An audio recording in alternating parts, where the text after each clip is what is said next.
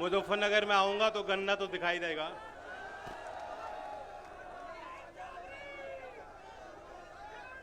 मैं आज इस बैठक में पंचायत में उपस्थित सभी का अभिनंदन करता हूं, आभार व्यक्त करता हूं।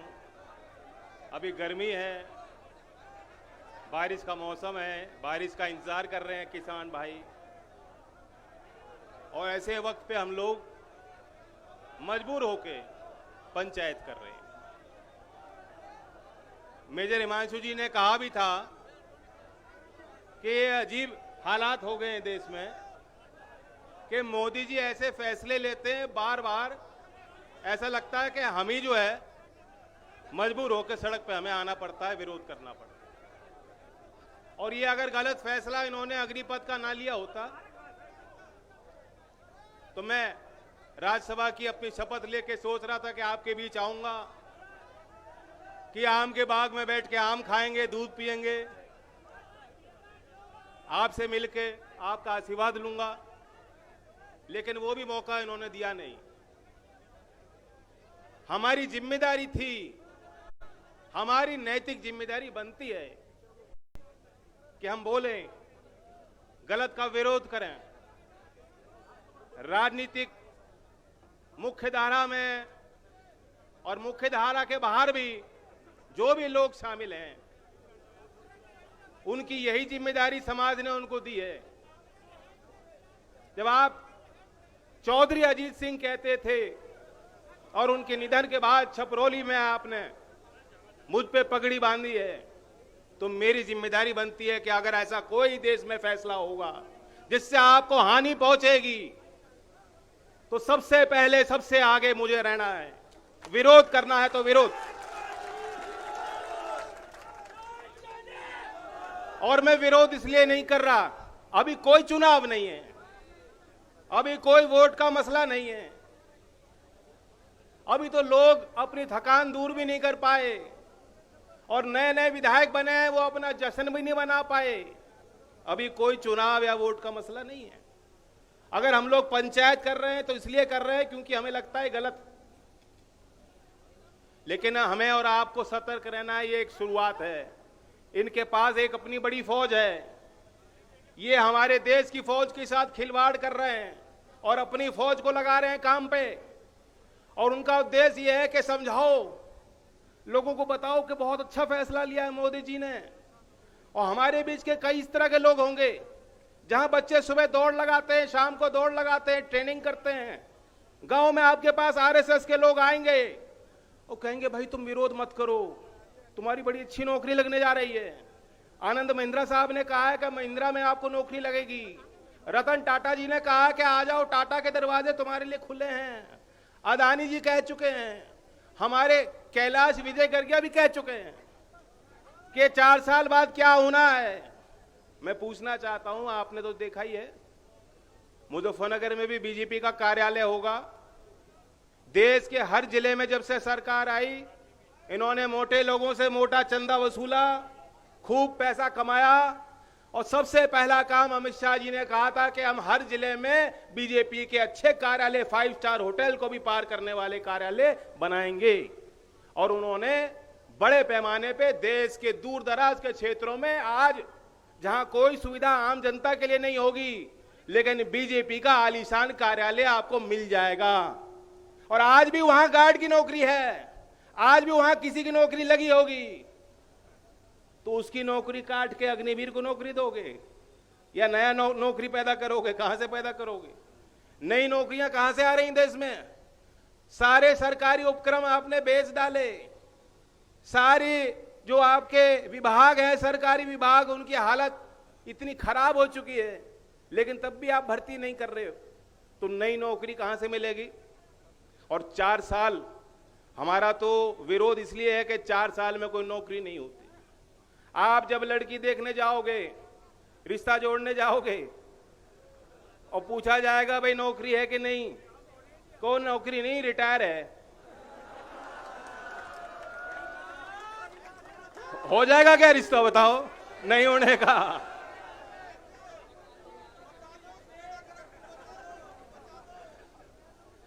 नहीं, मेरी तो हो गई थी, लेकिन आपकी चिंता तो मैं करूंगा। और जिनको करनी नहीं या जिनको निभानी नहीं, उन्हें कोई फिक्र नहीं, ना आगे ना कोई पीछे। तो गंभीर बात है, 4 साल की कोई नौकरी नहीं। मैं पूछना चाहता हूं सरकार से, 4 साल का यह आंकड़ा आप कैसे आपने फिट बनाया? ये 4 साल का फॉर्मूला कहां से आया? 4 साल का 5 साल भी हो सकता था, 5 का 7 भी हो सकता था, 10 भी हो सकता था, 12 भी हो सकता था। 15 से आपने घटा के 4 साल कर दिए। क्यों? क्योंकि 4 से अगर 5 करते तो उन्हें ग्रेच्युटी भी देनी पड़ती। ग्रेच्युटी भी नहीं देना चाहते हैं। 4 साल बाद इस सरकार आपको कुछ नहीं देगी। गांव में आप लौट के जब आओगे अग्निवीरों, आप ये भी नहीं कह सकते कि हम फौज में थे। पूर्व रिटायर्ड फौजी की जितनी सुविधाएं हैं, आपके लिए वो कोई सुविधा आपको उपलब्ध नहीं कराई जाएगी। आज जब आप बीमार पड़ता है कोई फौजी, तो आरएनआर हॉस्पिटल जाता है, विशेष अस्पताल, अलग चिकित्सालय आपके लिए बनाए गए, अच्छी सुविधा है। वे सारे अस्पताल में कौन जाएंगे? कौन लोग भर्ती होंगे जब 4 साल में की नौकरी रह गई? जैसे जैसे धीमे धीमे रिटायर हो जाएंगे। इन्होंने कह दिया कि 4 साल की भर्ती होगी, इससे अतिरिक्त कोई भर्ती नहीं होगी। इससे अतिरिक्त कोई भर्ती नहीं है, बस 4 साल की भर्ती है। और उसमें भी 25% तक, वो भी लिमिट है। ये नहीं कहा कि 25% लेंगे, कोई जरूरी नहीं है कि 25% लेंगे। 46,000 पहले वर्ष में लेना है इस साल में, उसमें से 15,000 ये उम्मीद ना रखें कि 15,000 को 4 साल बाद भी नौकरी मिलेगी, ये भी तय नहीं है। तो कई इसमें शर्तें हैं, बारीकी से देखने की जरूरत है। और हम और आप तो पहले ही समझ गए कि इनकी मंशा क्या है। हमने आपने किसान आंदोलन किया, सड़क पे आप लोग आए, उस लड़ाई में भी नौजवानों की विशेष भूमिका थी। ये टोपी वाले और पगड़ी वाले तो बैठते थे मोर्चों पे, और ये अपने मोबाइल पे और सोशल मीडिया पे लगातार प्रचार करते थे। और जब जब सड़क पे आना होता था सड़क पे आ जाते थे, और जब जब पीछे हटना होता था तो भाग जाते थे। तो असल गुरिल्ला युद्ध तो नौजवानों ने लड़ा किसानों के लिए, क्योंकि वो जानते हैं वो हमारे परिवार के सदस्य हैं। और आज इन पे आंच है, आज इनके ऊपर खतरा है, आज इनका भविष्य दांव पे लगा है। और इसलिए पगड़ी वाले और टोपी वाले भी हमारे बुजुर्ग आगे आके आपकी लड़ाई लड़ रहे हैं। नौजवानों, इनका बड़ा आशीर्वाद आपको प्राप्त हो रहा है। मैं धन्यवाद देता हूं मुजफ्फरनगर की धरती को, मुजफ्फरनगर के वीरों को, हमारे लोकदल के कार्यकर्ताओं को कि हमने मंच सजाया, ये नौजवानों के लिए मंच बनाए। बोलने की तो मेरे पास कम बातें हैं, लेकिन मैं सुनना चाहता था और मैंने सुनी है। नौजवानों ने बड़े तरीके से अपनी बात रखी। मैं बधाई देता हूं नौजवानों को। ये हमारे पार्टी का भी भविष्य है, और इस समाज का भी भविष्य है, और देश का उज्जवल भविष्य है। मुजफ्फरनगर का ये नौजवान जिन्होंने मंच को सजाया, मेहनत करी, लोगों को निमंत्रण दिया, और आप लोग जुट के यहाँ आए, मैं सबको धन्यवाद देना चाहता हूँ। ये कि शुरुआत है, ये सिर्फ शुरुआत है। और मुकाबला बड़े झूठे लोगों से है। ये कहते हैं कि हमारे पास पेंशन देने के पैसे नहीं है, क्या करें, कटौती तो करनी पड़ेगी। कटौती करनी थी तो क्या 45,000 करोड़ रुपए का जहाज जब मोदी जी ने लिया, आपसे पूछ के लिया था क्या? जब 20,000 करोड़ का नई संसद भवन को के निर्माण में जो योजना लाए, क्या किसी ने मांग करी थी कि वो पुराने पार्लियामेंट से अलग हटके नई बिल्डिंग बनाओ, इंडिया गेट को पूरे को उजाड़ दो? मुजफ्फरनगर किसी आदमी ने मांग करी थी क्या? आप उस फैसले से इत्तेफाक रखते हो? अगर कटौती करनी है तो वाई श्रेणी, जेड श्रेणी, पता नहीं कहां कहां की कितनी बड़ी बड़ी सिक्योरिटी रहती है इनके साथ। चौधरी अजीत सिंह जी नहीं रखते थे कभी, और ना मेरे साथ कोई है। मेरी तो सिक्योरिटी वाई जेड जी सब कुछ आप हो, हमें नहीं जरूरत। अगर बचत करनी है तो वहां बचत कर लो, लेकिन देश की रक्षा होनी चाहिए। देश की रक्षा करने वाले हमारे फौजी का सम्मान होना चाहिए, उनके लिए सुविधाएं और देनी होंगी। और मैं आपके बीच आंकड़े रखना चाहता हूं, जो सच्चाई है। ये जो कह रहे हैं कि डिफेंस का बजट बढ़ता जा रहा है, 10 साल को आप हिसाब लगा लो, 2011-12 से लेकर 2021-22 तक देश के बजट में जितना कुल खर्चा था, जो कुल व्यय था, जो टोटल गवर्नमेंट का एक्सपेंडिचर था, टोटल एक्सपेंडिचर उसका 2011-12 में डिफेंस पे 16.7% खर्च होता था और वो घट के 13% हो गया। 10 साल में घटा है डिफेंस पे एक्सपेंडिचर। 10 साल में टोटल एक्सपेंडिचर में जो तरक्की का दर है, प्रगति का दर है, वह 10% से ज्यादा है और डिफेंस में आपने 8.3% ज्यादा खर्च किया है। यानी जो बढ़ोतरी होनी थी, और इसलिए आज जो ये दावा कर रहे हैं कि हमें फौज में तकनीकीकरण लाना है, जैसे इजराइल लड़ती है, आप देख रहे हैं रशिया और यूक्रेन में युद्ध चल रहा है तो ड्रोन युद्ध कर रहे हैं, इस तरह की बातें आपको बरगलाने के लिए लोग करेंगे। अगर तकनीकीकरण लाना है तो बजट को बढ़ाना पड़ेगा। आप फौजी की पेंशन काट देंगे तो फौज का मनोबल गिर जाएगा, खत्म हो जाएगा और लड़ने की क्षमता समाप्त हो जाएगी। कोई तकनीकीकरण होने वाला नहीं है। और मैं दावे के साथ कहता हूं उनके पास कोई योजना नहीं है। जो इससे पहले जो सेना में भर्ती होते थे, बड़े बड़े अधिकारियों ने इसका विरोध किया। क्यों किया? मैंने भी उनसे बात की, समझने की कोशिश की और उन्होंने मुझे बताया कि फौजी 3 साल की तो ट्रेनिंग के बाद तैयार होता है जिसको सियाचिन में लड़ना है। 3 साल से पहले फौजी तैयार नहीं हो पाता, उसकी बड़ी टेक्निकल ट्रेनिंग होती है। और ये 6 महीने की ट्रेनिंग दे रहे हैं। 6 महीने की ट्रेनिंग में क्या सीखेगा वो? वह अग्निवीर नहीं बनेगा, वो अभिमन्यु बनेगा। वो अभिमन्यु की तरह चक्रव्यूह में उसको मारने का इन्होंने इंतजाम बना रखा है। और मेजर जनरल योगेंद्र जी ने कहा है कि फौज मरने के लिए नहीं होती, मारने के लिए बनाई जाती है। जिस घर का शहीद होता है उसके दर्द को आप समझने की कोशिश करें मोदी जी। उनकी शहादत पे, उनकी लाशों पे आपने खूब राजनीति की है। पिछला चुनाव, लोकसभा का चुनाव कैसे जीते हो हमें याद है। आपने उस चुनावी अभियान में एक भाषण दिया था कि 1 वोट सेना के सम्मान में मुझे दे दो। याद होगा, ऐसी भाषा कभी किसी प्रधानमंत्री पद के दावेदार ने कभी नहीं कही। कभी किसी प्रधान के उम्मीदवार ने भी देश की धरती पे खड़े होकर ऐसे वोट नहीं मांगी होगी जिस तरह से आपने सेना के नाम पे वोट मांगी थी। कि सेना, वो जो कीर्तिमान सेना करती है, जो रखवाली सेना के फौजी करते हैं, उसको भाजपा के रूप में दिखा करके कि हम लोग कराते हैं। हमने उनको वहां प्रोत्साहित किया लड़ने को और हमने उनको भेजा लड़ने को, तब जाके लड़ाई लड़ रहा है। नहीं, जो फौजी देश की सीमा पे खड़ा है वो अपने कर्तव्य का निर्वाह कर रहा है। अगर उसे पूरी ट्रेनिंग नहीं होगी तो कौन जिम्मेदारी लेगा? जब वो शहीद की जो डेड बॉडी वापस गांव में आएगी, गांव के गांव रोएंगे। ये हमारे भाई, हमारे बालक हैं। इनकी जिंदगी आपके लिए सस्ती होगी लेकिन हमारे लिए बेशकीमती हैं। इनके साथ, इनके जीवन के साथ खिलवाड़ मत कीजिए मोदी जी। मैं आपसे आग्रह करता हूं, अभी तो हम अच्छे रूप में आपके सामने हैं, बड़े शांति से पंचायत कर रहे हैं। आप तो बताया जाता है कि बहुत जिद्दी हो, लेकिन मुजफ्फरनगर का आदमी तो आपसे ज्यादा डबल जिद्दी है। मैंने पहले भी कहा था किसान पंचायत में कि आपसे ज्यादा जिद्दी हम लोग हैं। और जो सच्चा आदमी होता है, जो ईमानदार होता है, वो जिद्दी होता है, क्योंकि वो लड़ाई सर उठा के लड़ता है। हमने कोई दगा नहीं किया।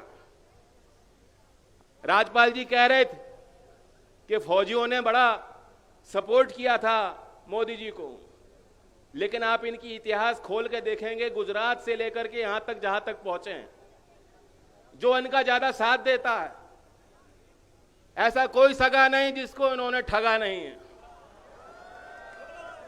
इसलिए जो हमारे साथी कुछ पहले हमारे यहां होते थे, बीजेपी में चले गए, और आप पे भी डोरे डालते होंगे, चुनाव बाद डोरे डालते होंगे कि आ जाओ भाइयों, उन्हें बता दो कि तुम ज्यादा साथ दे रहे, सबसे पहले जो है कैची तुम पे ही चलनी है, और चल रही है।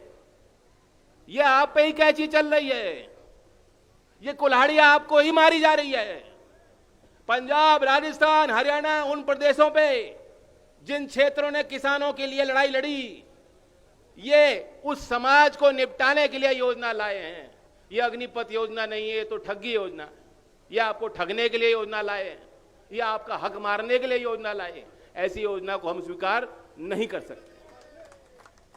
और अंतिम अंतिम दिन तक, जब तक ये गिनती इनकी पूरी नहीं होती सरकार की, तब तक हम इस योजना का विरोध करेंगे।